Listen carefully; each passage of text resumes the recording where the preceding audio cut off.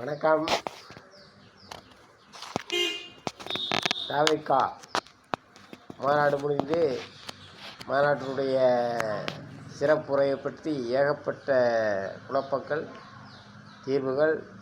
அதில் சீமான் அவர்கள் பூமிக்கும் வானத்துக்கும் ஊற்றிக்கிருந்தார்.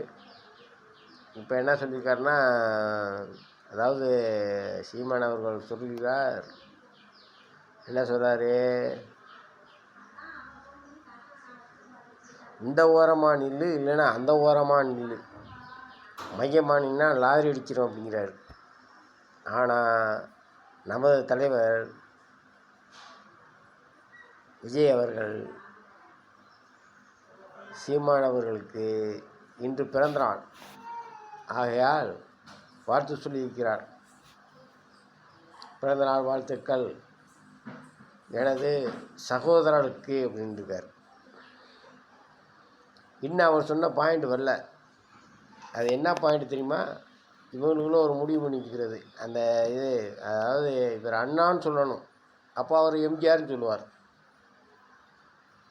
அந்த மாதிரி அதெல்லாம் வேணாம்னே அவர் வந்துட்டு ஒதுங்கிட்டு போயிட்டார். அதனால தான் பொதுவாக இருக்குன்னு நினச்சி அது மாதிரி பேசிகிட்டு இருக்காரு. இருந்தாலும் அந்த பழைய பாயிண்ட்டுக்கு தான் வர பார்க்குறாரு. அதனால தான் என்ன பண்ணார், ரொம்ப வாங்கண்ணா வணக்கங்கண்ணான்னு வரல, அந்த அண்ணா மாதிரி சொல்லுவார்னு நினச்சார். அதான் கிடையாது, சகோதரன் அப்படின்னு சொல்லிட்டார். ஏன் தம்பின்னாரு. அப்புறமா லாரி அடிக்கிட்டுங்கிறாரு. இவரை எந்த வகையில் சேர்த்துக்கிறது? இருந்தாலும் அரசியலில் இதெல்லாம் காலம் போக்கில் மாறுறதுக்கு வாய்ப்பு இருக்குது.